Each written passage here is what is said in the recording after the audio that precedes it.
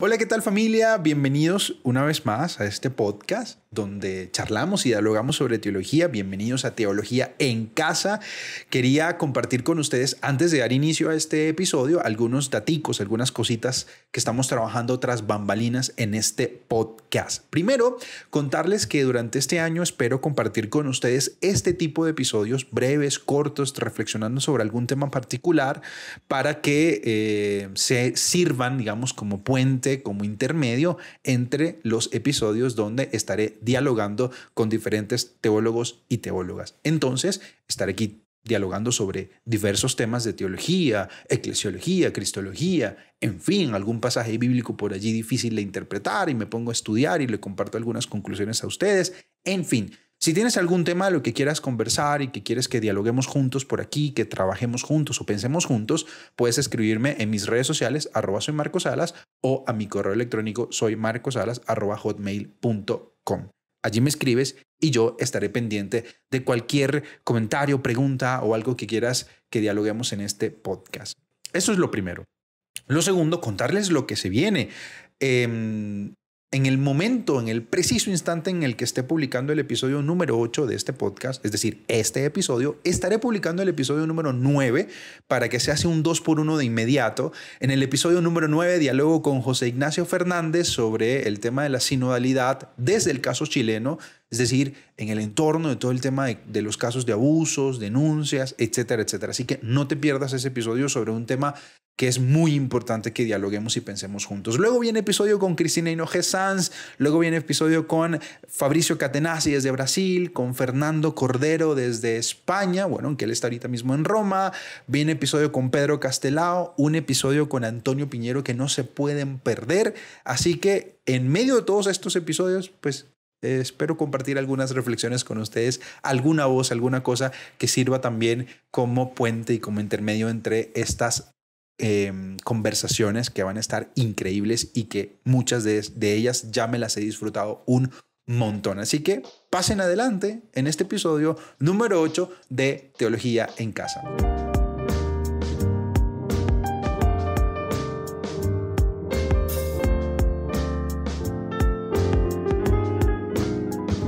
Un sínodo se puede reducir a un evento extraordinario, pero de fachada. Como si nos quedáramos mirando la hermosa fachada de una iglesia, pero sin entrar nunca. En cambio, el sínodo es un itinerario de discernimiento espiritual efectivo, que no emprendemos para dar una buena imagen, una imagen bonita de nosotros mismos, sino para colaborar mejor con la obra de Dios en la historia. Esto ha dicho el Papa Francisco sobre el sínodo. Y yo quisiera empezar este episodio de reflexión pensando en el tema de la sinodalidad y del sínodo, porque creo que hay detalles y cosas que no hemos pensado todavía o que creo que no estamos poniendo como en el núcleo de nuestras reflexiones, repito, de lo que he visto y de las comunidades que he acompañado y con las que he compartido. ¿Se fijaron ese detalle importante? No estamos en un tiempo de sinodalidad y de sínodo, porque además tiene que seguir después de este sínodo y tiene que seguir reflexionándose en la iglesia este tema, por supuesto, no tiene una temporalidad. Pero ahora que se ha puesto como en el centro y en el núcleo de la reflexión teológica, pastoral y espiritual de la iglesia, pienso en algo que es esencial, que es muy fuerte, creo que incluso crudo, pero que hemos olvidado. No emprendemos este camino de sinodalidad para dar una buena imagen de la iglesia, dice el Papa Francisco, para dar una imagen bonita de nosotros mismos.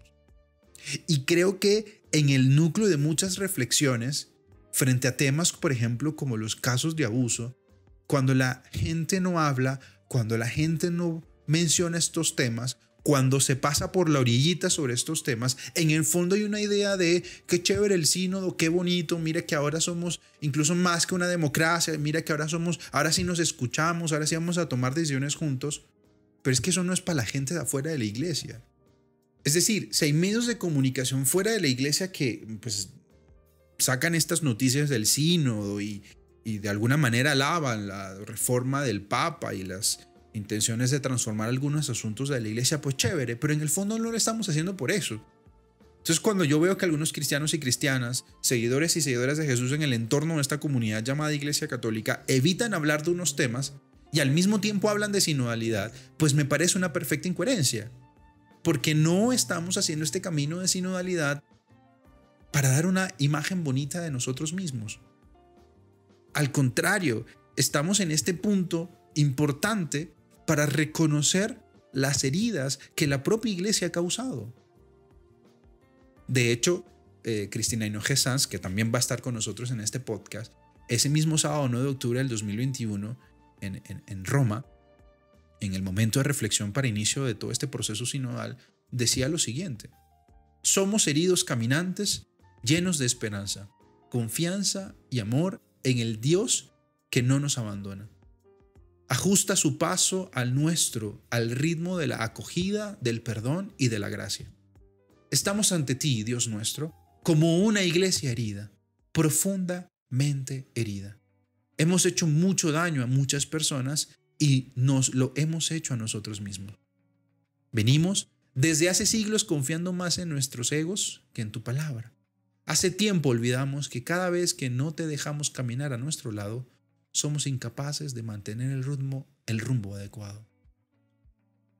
Y yo vuelvo a lanzar la pregunta: ¿por qué nos cuesta tanto entender que este momento extraordinario, que este momento de gracia, que este momento del Espíritu que ha sido convocado por el Papa Francisco para toda la iglesia, este momento de sinodalidad, ¿por qué nos cuesta tanto entender que es un tiempo también para reconocer que somos una iglesia herida que al mismo tiempo ha herido a un montón de gente? Es como una tentación que tenemos de, ahora miren, que ahora sí dialogamos, ahora sí nos escuchamos, ahora sí todos, sacerdocio común de los fieles, ahora sí vamos a vivir la sinodalidad y la verticalidad y vamos a charlar. Mira que un obispo tal escuchó a su gente. Eso no es una noticia, eso es lo que debería ser comúnmente. De hecho, estamos haciendo un proceso sinodal porque es que no hemos aprendido a ser sinodales. Tan grave es esto que hemos tenido que ponerlo en el centro de nuestra reflexión teológica, pastoral y espiritual, porque es que sigue habiendo queridos hermanos que toman decisiones sin consultar a los demás, queridos hermanos que se creen más que el pueblo de Dios, se creen fuera del pueblo de Dios, ¿sí?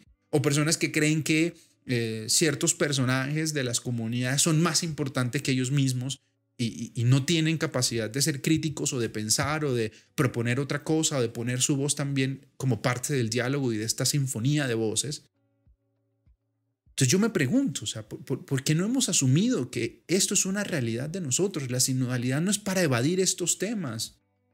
La sinodalidad no es para que ahora entonces todos demos opiniones y hagamos encuestas de las opiniones de todos, sino también para reconocer y sobre todo reconocer que hemos confiado, le decía preciosamente Cristina Hinojosa, hemos confiado excesivamente en nuestros egos, en nuestras estructuras, lo dice el Papa Francisco también tantísimas veces. Hemos confiado mucho más en nuestras estructuras que en la palabra de Dios, que en el Señor que nos acompaña. Y entonces, en nombre de esas estructuras, que es lo grave, hemos preferido mantener una fachada, una imagen bonita. No, hay que cuidar la estructura, hay que cuidar la fachada y hay que defenderla, dicen algunos. No hay que defender a la iglesia de los ataques. A ver, muchos de esos tienen sentido. ¿Y la sinodalidad para qué es? Pues para que nos demos cuenta dónde empezó eso. ¿En qué sistemas, en qué teologías, en qué pastorales y en qué espiritualidades se permiten cosas contrarias a la buena noticia de Jesús? Entonces, no emprendemos este camino para que al final de este camino sea una iglesia más bonita. No. Ojalá, y está bien, pero no ese es el objetivo de esto. No, el objetivo no es que ahora nos miremos de nuevo al ombligo y digamos, mira qué bonita la iglesia, y que se la presentemos al mundo así, mira qué inmaculada, qué bella, qué profunda, qué... No. El mundo está deseoso también de una iglesia que sea capaz de reconocer sus errores, que sea capaz de reconocer sus heridas. Somos una iglesia herida que al mismo tiempo ha hecho mucho daño a muchas personas. Y es por no aceptar esa realidad que hoy tantísimas personas no confían en la buena noticia de Jesús y por supuesto tampoco en la estructura. ¿Hasta cuándo, familia, vamos a estar defendiendo estructuras que van en contra del Evangelio de Jesús? De hecho, el cardenal Mario Grech, les invito a ver ese video o a leer el documento les envió un mensaje a los obispos de Estados Unidos con las implicaciones de la sinodalidad. Yo publiqué en mi Instagram un post sacando algunas de esas implicaciones, y en una de esas dice lo siguiente: la sinodalidad exige la asunción de responsabilidades y la disposición a reconocer con toda humildad los modos en que la Iglesia hiere a los hombres y mujeres y a los niños y familias. ¿Entienden por qué empecé con lo del Papa Francisco? No emprendemos este camino para dar una imagen bonita. Y por otra parte, dice el cardenal Mario Grech, pues la sinodalidad exige, ¿sí?, una disposición a reconocer con total humildad los modos en que la Iglesia hiere a los hombres y mujeres y a los niños y familias. Es que me parece realmente escandaloso cuando hay hermanos y hermanas que son incapaces de reconocer esto, que son incapaces de ser críticos frente a la estructura y frente a los modos en los que la Iglesia hiere a los hombres y mujeres y a los niños y familias. Repito, el caso de abusos es uno, pero eso se despliega en tantos otros horizontes y tantas otras realidades. Y estamos en este camino sinodal para escuchar las voces que nos pueden ayudar a entender los modos en los que la Iglesia está siendo contraria a la buena noticia de Jesús. Los modos en los que la Iglesia, en vez de anunciar el reino de Dios y hacer lo posible y propiciarlo en medio de las realidades humanas, lo que hace es servir a otros propósitos. Y en ese propósito y en ese camino hiere a hombres y mujeres, a niños y familias. Y los ejemplos son infinitos. Yo estoy seguro que tú tienes. Es más, si quieres compartirlos conmigo por privado, me puedes escribir y yo con mucho gusto te leo. Los ejemplos son infinitos de hombres y mujeres sedientos de buena noticia, apasionados por la propuesta de Jesús, que cuando llegan a la iglesia se sienten incapaces de poder pertenecer por diversas razones. Entonces, familia, repito, muy chévere todo lo que estamos haciendo con la sinodalidad. Yo aquí en este podcast estamos proponiendo algunos diálogos y demás, y todo eso con la intención de aportar a este camino, pero no quería dejar pasar esta idea, ¿no? No es un momento extraordinario de la iglesia para dar una buena imagen, sino para reconocer, en palabras de Cristina Hinojés, que somos una iglesia herida, y en palabras del cardenal Mario Grech, los modos en que la iglesia hiere a los hombres y mujeres, y a los niños y a las familias. Ser incapaces de reconocer los modos en tu comunidad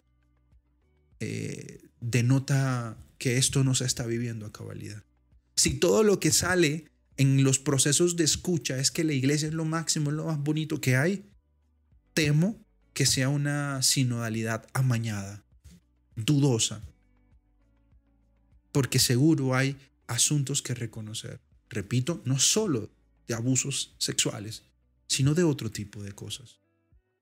En las maneras en las que se toman decisiones, en las maneras en las que de alguna u otra manera se relacionan el sacerdote con la comunidad, el sacerdote con los laicos que impulsan las pastorales, etc. Por eso, hace unos meses atrás, unas semanas atrás, yo escribía por Twitter que la sinodalidad se pervierte, ¿no? Si este camino juntos, si esta escucha mutua no se abre a las personas afectadas por la eclesiología clerical y autoritaria que el mismo camino sinodal quiere reformar. Repito eso, la sinodalidad se pervierte si este camino juntos, si esta escucha mutua no se abre a las personas que han sido afectadas, ¿sí? Lo decía en palabras del cardenal Mario Grech, los modos en los que la iglesia hiere, ¿sí? Estas personas afectadas por esos modos, por esa eclesiología clerical y autoritaria, tenemos que escucharlos a ellos. ¿Por qué? Pues porque la sinodalidad intenta de alguna manera reformar esos modelos de iglesia que tanto daño ha hecho. Entonces, bueno, tú me dices, Marco, mira, lo que pasa es que de verdad en mi comunidad no se escucha. Bueno, pero es que hay que, incluso me parece a mí, poder abrir ese panorama. Ser conscientes que en nuestras comunidades seguramente no se habla de esto porque la gente tiene miedo, porque aprendió a callarse, porque le dijeron, te toca porque pues el cura lo dijo, o porque si el cura te dijo eso es porque el cura tiene la razón. Tal vez es momento también de poder pedir una voz en este sentido, decirle a nuestras comunidades, en este camino sinodal queremos escuchar también las voces que no están del todo contentas con la iglesia. Por eso digo, si todo lo que dicen es que está bien, que esto está increíble, que esto está perfecto, creería yo que entonces hay algunas voces que no se han atrevido a hablar. Porque estas experiencias están en todas las comunidades. Y es momento de ponerlas también en evidencia para que caminemos juntos, por supuesto, para que hagamos de la iglesia una iglesia más al modelo de Jesús, más conforme al Evangelio. Que podamos sacar de nuestra iglesia todo lo que vaya en contra del reino de Dios. Pero se pervierte la sinodalidad si cuando hay alguien que quiere decir algo incómodo, la callamos o no la dejamos hablar. O peor aún, viene de un sistema de pastoral, de formación en la que se le ha dicho que eso no lo puede decir, que eso es mejor callarlo, por el bien de la iglesia, por el bien de la estructura, o por el bien del padrecito, o por el bien de la líder de la comunidad. No, estas cosas hay que hablar. Y es por constatar el hecho de que no se hablan que esto me preocupa. Y ustedes te preguntan, Marco, pero en el fondo, ¿por qué esto? ¿Por qué dices esto? Porque además imagínense ustedes que los núcleos temáticos del sínodo, para quienes ya han leído y han visto y están trabajando el tema desde sus comunidades, en los 10 núcleos temáticos del sínodo, el segundo núcleo temático es la escucha. Y adivinen qué plantea. Dice el documento preparatorio. La escucha es el primer paso, pero exige tener una mente y un corazón abiertos, sin prejuicios. Y lanzan estas preguntas, ¿no? ¿Hacia quiénes se encuentra en deuda de escucha nuestra iglesia particular? ¿Te has preguntado eso? Es incómodo, yo lo sé, es duro, por supuesto que también. Pero no lo hacemos para dar una buena imagen. Y como nuestra intención no es mostrarnos más bonitos, sino realmente, lo dice el Papa Francisco bellamente, colaborar mejor con la obra de Dios en la historia. Ese es nuestro objetivo, colaborar con la obra de Dios en la historia. Pues no podemos colaborar mejor con la obra de Dios en la historia si somos incapaces de saldar esa deuda de escucha que tenemos con tantas comunidades, con tantos hombres y mujeres. Por eso pregunta el sínodo también, ¿qué espacio tiene la voz de las minorías, de los descartados y de los excluidos? ¿Logramos identificar prejuicios y estereotipos que obstaculizan nuestra escucha? ¿Cómo escuchamos el contexto social y cultural en que vivimos? Ahí están estas preguntas en el documento. Y si hoy, al escuchar esta pregunta, hacia quienes se encuentra en deuda de escucha nuestra iglesia particular, no se te viene nada a la cabeza, esto hay que incluso pedirlo en la oración, pedirle a Dios no solo nuestra voz profética, sino también que otros tengan voz profética para despertarnos de este letargo,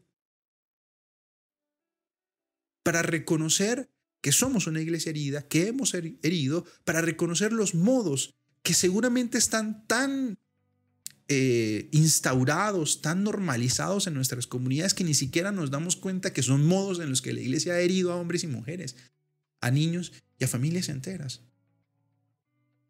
Por eso nos tenemos que hacer estas preguntas. Hans Zollner, que es hoy por hoy una de las voces oficiales sobre el tema de los abusos en la Iglesia Católica, decía también una cosa que me parece importante traer a colación. Dice él, se cree que la omisión del problema del abuso en el mundo religioso puede proteger la imagen de la Iglesia, pero en realidad esta actitud destruye la credibilidad del mensaje que la propia Iglesia está llamada a difundir. ¿Cómo la ven? Repito eso. Se cree que la omisión del problema del abuso en el mundo religioso puede proteger la imagen de la Iglesia, pero en realidad esta actitud destruye la credibilidad del mensaje que la propia Iglesia está llamada a difundir. Y ahí yo digo esto, a ver, si me ponen a elegir entre guardar la buena imagen de la iglesia o anunciar la buena noticia de Jesús, pues yo espero que esté clara cuál es mi opción.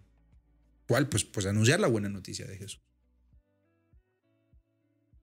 Porque, repito, es que son modos, son sistemas, son teologías, son pastorales, son espiritualidades las que han permitido por años y por años y por años que hagamos heridas profundas en corazones que habían venido a buscar la buena noticia de Jesús, en corazones sedientos que habían escuchado la buena noticia de Jesús que les decía, vengan a mí los que estén cansados y agobiados y yo los haré descansar.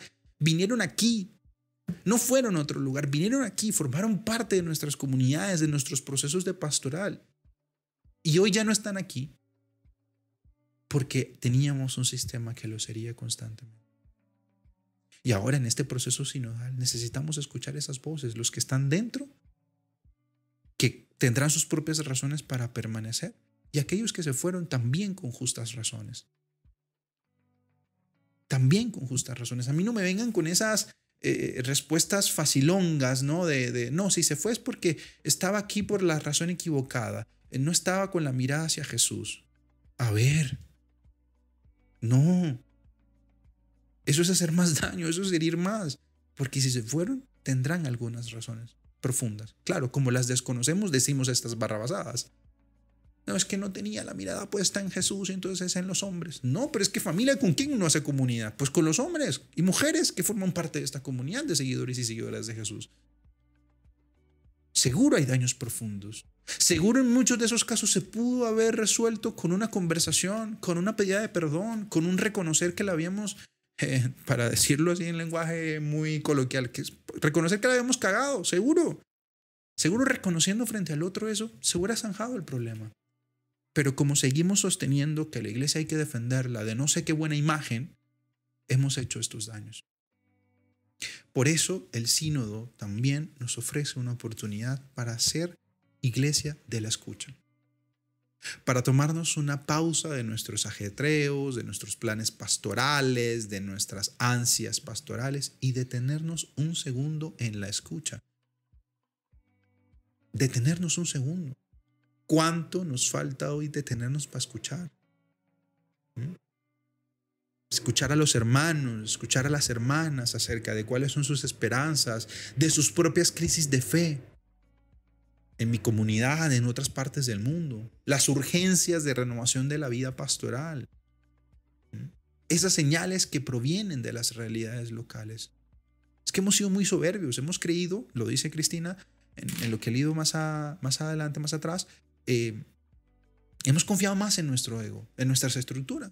Es que este plan pastoral está, mejor dicho, una nota, estos 5 estrellas. Y ese plan pastoral nunca fue dialogado con nadie.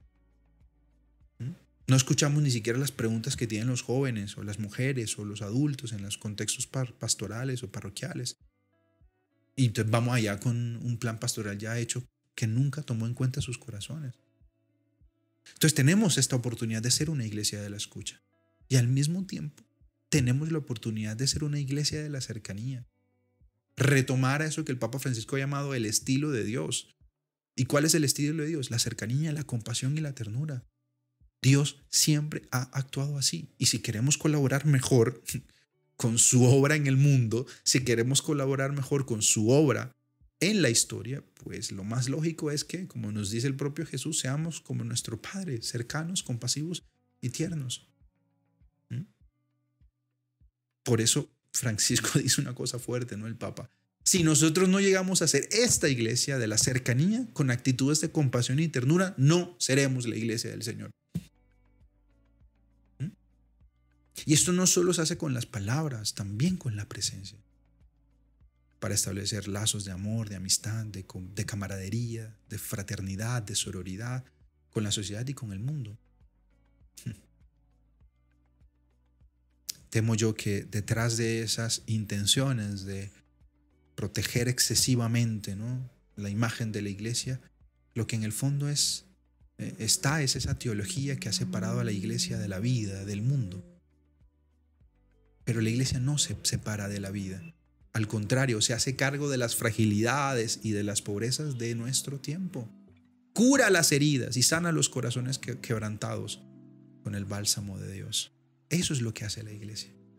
Pero mientras no escuchemos a quienes están heridos, mientras no escuchemos a quienes están frágiles, mientras no escuchemos a quienes se han retirado, se han apartado del mensaje de Jesús por culpa nuestra, por una cosa que dijimos, por una cosa que hicimos, no podremos hacernos cargo de estas fragilidades y de estas pobrezas, de estas heridas.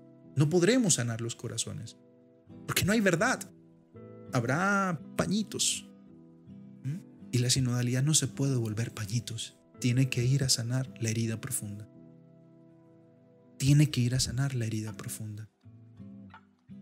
asumir los modos en los que hemos hecho daño. Pues bueno, familia, esto era lo que quería compartir con ustedes en este podcast, en este episodio. Algo así como la sinodalidad y la fragilidad de la iglesia. Yo no niego que la iglesia tenga muchísimos signos de bondad, de amor, de justicia, de reino de Dios. Pero creo yo que estaríamos haciendo falta a este momento particular que el Espíritu nos regala si al salir de estos procesos no sabemos reconocer las heridas que hemos provocado. Y de pronto con total humildad y certeza y libertad, yo creo, de pronto no las reconoces, está bien. Pero búscalas, abre caminos. Sé consciente de que probablemente en tu comunidad haya alguien que esté herido. Yo soy el primero que ha estado herido por la iglesia. Yo el primero en reconocer que la iglesia me ha hecho daño, me ha herido en muchas cosas.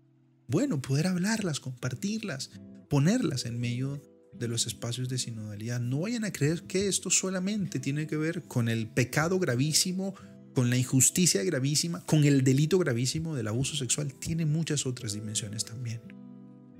De pronto no ha habido un caso en tu comunidad de abuso sexual, pero sí, seguramente hay algún caso de abuso espiritual, de abuso de autoridad. Y que no seamos capaces de reconocerlos, creo yo que nos da una pista muy impactante. Tal vez los hemos integrado tanto, tal vez los hemos normalizado tanto que no creemos que eso es un caso. Cuando un líder le dice a alguien lo que tiene que hacer y si no lo hace se va de la comunidad, o cuando el sacerdote toma decisiones sin consultarlos con el pueblo de Dios, o cuando se hiere directamente en una homilía, o cuando no dan espacio a los jóvenes para formarse, o a las mujeres, cuando en un congreso y en un congreso de predicación o en un retiro todos los que hablan son hombres y no hay mujeres que también propongan una reflexión. Todo eso forma parte de estos ejercicios de autoritarismos y de clericalismos que han hecho tanto daño a la iglesia. Por eso quería compartir con ustedes esto, que lo piensen, que lo completen tal vez, si hay algo que completar o que mejorar o que decir mejor. Todo eso es bienvenido en este espacio. Y yo me despido con aquello que decía el gran Ibn Congar en su obra magna, Verdadera y Falsa Reforma de la Iglesia. Decía él, no hay que hacer otra iglesia, pero en cierto sentido hay que hacer una iglesia otra, distinta. Repito eso, no hay que hacer otra iglesia, pero en cierto sentido hay que hacer una iglesia otra, distinta.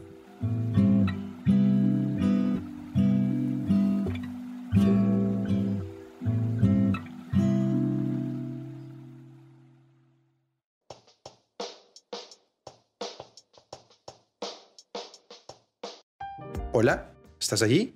Oye, gracias por escuchar este episodio, por hacerte parte de este espacio de diálogo y de reflexión. Deseo de todo corazón que lo compartido aquí se siga elaborando, reflexionando a partir también de tu propia voz, de tus propias búsquedas. Gracias por estar aquí en este episodio número 8 de Teología en Casa, y recuerda que nos vemos por todas las redes sociales en @soymarcosalas o en mi correo electrónico soymarcosalas@hotmail.com. Será hasta una próxima ocasión y espero que nos acompañes en todos los episodios que vienen en este podcast, que espero también te disfrutes un montón. Cuídate mucho, sigamos haciendo posible el reino de Dios y todo lo demás vendrá por añadidura.